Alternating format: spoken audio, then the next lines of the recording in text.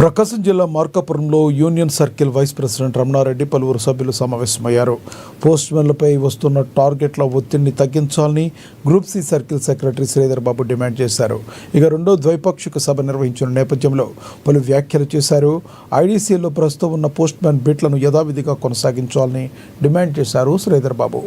క్యాటర్ రిస్ట్రిక్షన్లో postmen to AP PA అవ్వడానికి అవకాశం కల్పించాలని అన్నారు.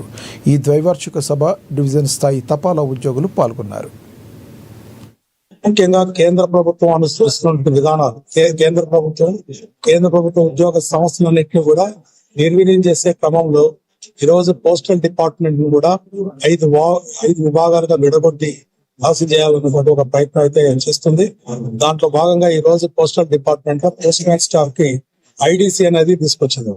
ఐడీసీ అన్నటువంటిది ఎటువంటి ప్రజానికానికి ఎక్కడ కూడా ఉపయోగకరంగా లేనటువంటి పరిస్థితి చూస్తున్నాం. దీని తద్వారా పోస్ట్ మ్యాన్ స్టాఫ్ పూర్తిగా తగ్గించాలన్నటువంటిది చూస్తున్నాం. ఎన్నో సంవత్సరాలుగా మనం వర్కింగ్ అవర్స్ 8 గంటలు అని చెప్పి మనం సాధించుకుంటున్నాం. ఈ రోజు వాటిని కాలరాయడానికి కేంద్ర ప్రభుత్వ సంస్థ ఈ రోజు ఏం చేస్తుందంటే దాన్ని పూర్తిగా దాన్ని నిర్వీర్యం చేసి 10 hours తీసుకొచ్చే విధానాన్ని తీసుకొస్తుంది. కార్మిక చట్టాలను కూడా నిర్వీర్యం చేసే పరిస్థితి చేస్తున్నారు.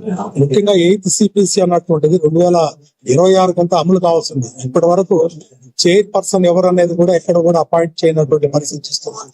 మొదట 2024 ఎలక్షన్ లో మోడీ గారు ఓడిపోయిన తర్వాత తదుపరి ఎలక్షన్లకంతా కూడా ఢిల్లీ మహారాష్ట్ర ఎలక్షన్స్ కంతా కూడా 8th పే కమిటీని మేము అనౌన్స్ చేస్తున్నామని చెప్పినటువంటి కేంద్ర ప్రభుత్వం ఈ రోజు వరకు కూడా చైర్పర్సన్ ఇవ్వలేదు. మినిమం 2 సంవత్సరాల సమయం కావాల్సి ఉంది. దానికి సమయం 2 సంవత్సరాలు కావాల్సి ఉంది. అయితే 2026కి ఇంకా 4 నెలల సమయమే ఉంది. మరి